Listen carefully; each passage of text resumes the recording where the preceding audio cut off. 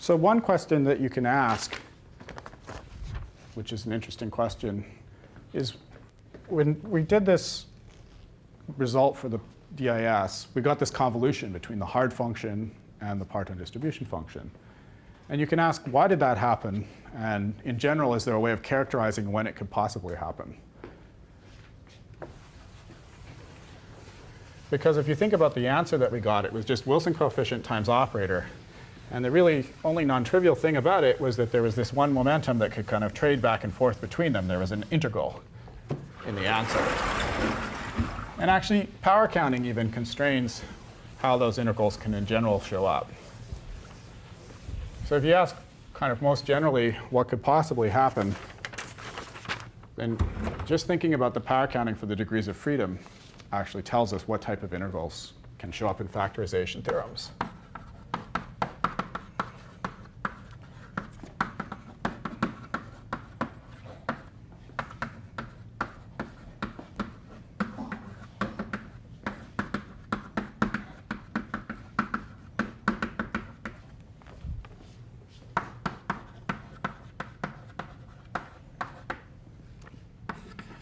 This is constrained by power counting.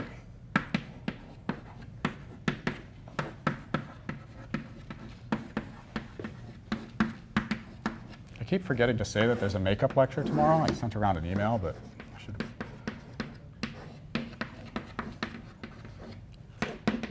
Tomorrow, this room at 10 a.m.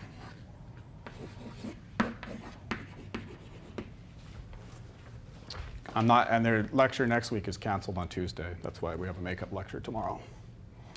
OK, so in what way is it constrained by power counting? So if you think about the degrees of freedom that we had, say for SCT1, then we had hard, linear, and soft. So let's just take a simple case with only one type of linear, hard, linear, and ultrasoft. And the p mu of these guys in terms of plus, minus, and perp components should be more fancy about this. Write it. So if you think about just the power counting for the momentum, it was as follows. Factorization was separating these different things into different objects. We had a Wilson coefficient for the hard.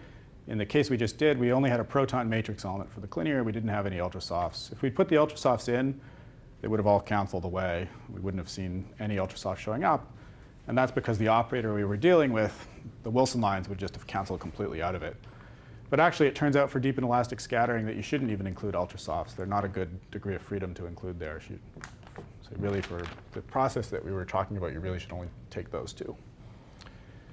OK, but anyway, more generally in some other process, you would have these three different things. And the way that convolutions can show up is simply who can trade momentum with who. OK, so this is plus momenta, minus momentum, and perp momentum. And in order for momentum to be exchanged, they have to be of the same size.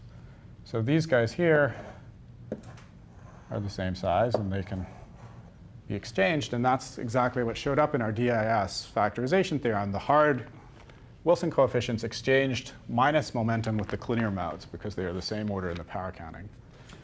In another case, in a more general, or in some other example, we might find that there was non-trivial ultrasoft stuff, and then we could get a convolution in the plus momentum and the linear and ultrasoft because they're the same size.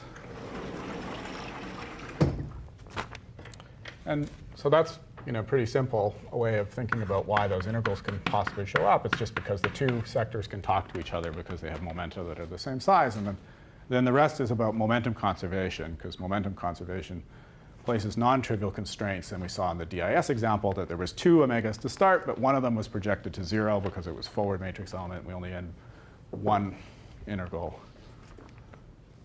And that also has analogs elsewhere. If we do SCT2, which we haven't talked about yet, we did talk about what the degrees of freedom were. And again, if I try to make it completely generic for some examples that we'll treat later, then I can write down something that's a slightly extended version of what we talked about so far. So I can have Q, Q, Q again for the hard. And then I can have my collinear, which is Q lambda squared, Q, Q lambda, and then soft, which is Q lambda, Q lambda, Q lambda. And it turns out that sometimes there's also another mode, which we haven't talked about, but kind of include it for completeness.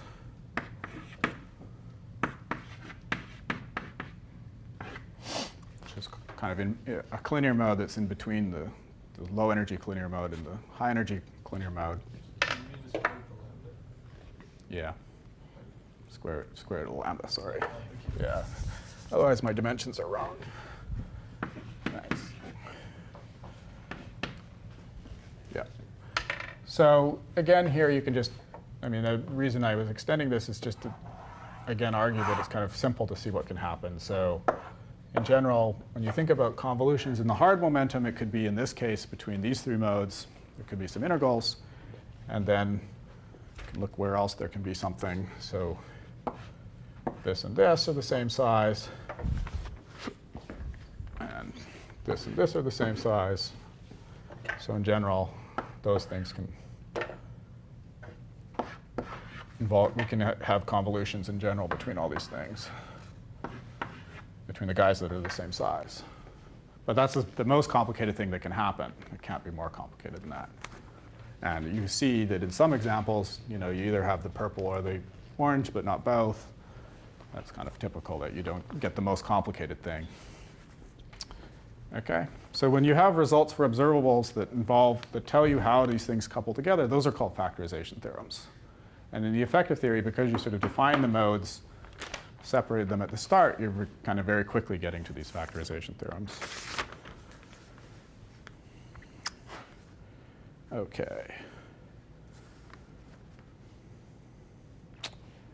Yeah, let's see. So we're going to deal with a bunch of different examples. And I've decided that I'm going to do it in the following order. So we're going to do the next example. So we're going to do a bunch of examples in order to sort of see kind of the range of possibilities that can happen. And so I'm going to stick with SCT1 for next lecture. So the next example we'll do, which I'll call example 1, is we'll do our dijet production.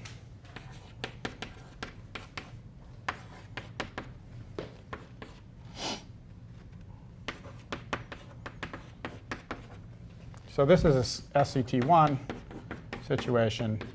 And the difference between the example, so far what we did is we did DIS. DIS was so simple because it only had 2 degrees of freedom that you could kind of either think of it as SCT1 or SCT2. I mean, technically it's more like SCT2, but it behaves like SCT1. There's no ultrasofts. Remember, it's ultrasofts and softs that are kind of making the distinction between the two. So if you just have this mode and this mode, there's not really any difference between calling it SCT1 or SCT2, so it's just SCT.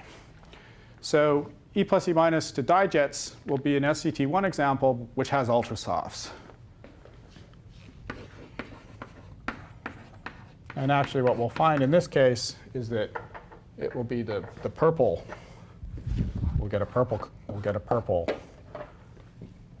convolution. We'll see how that happens. And we won't actually, momentum conservation will rule out the possibility of the orange one.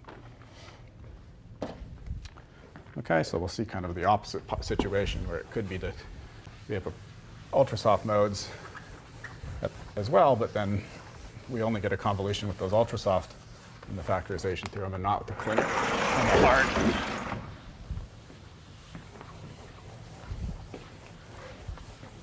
And then we'll turn to SCT2.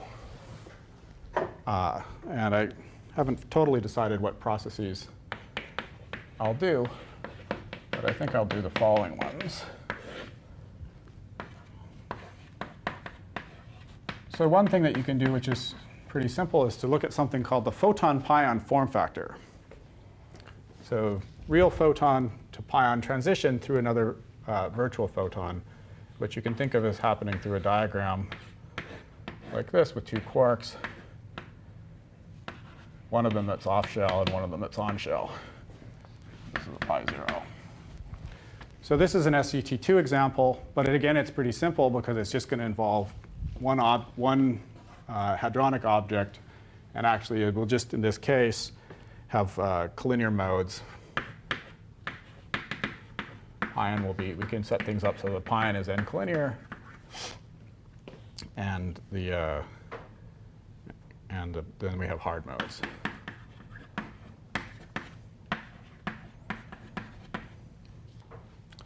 So that's one example we'll do. Another example we'll do is b to d pi.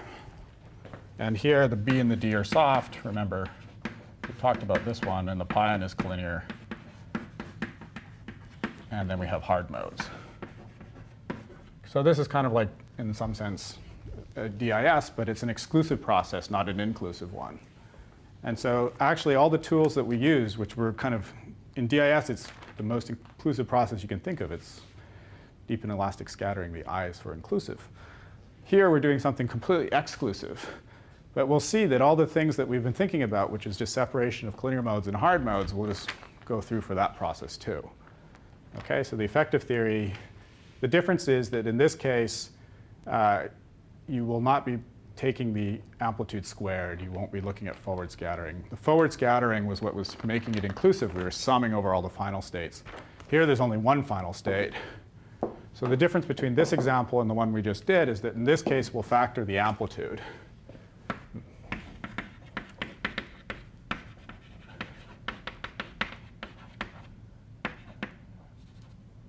Not the squared amplitude. Okay, but other than that, it'll look very similar to the example that we did for DIS.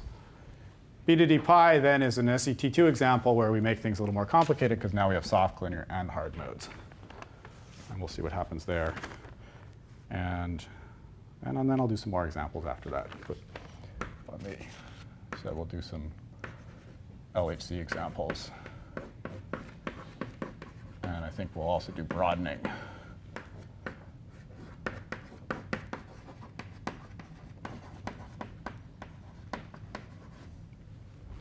Okay, which is another E plus E minus observable.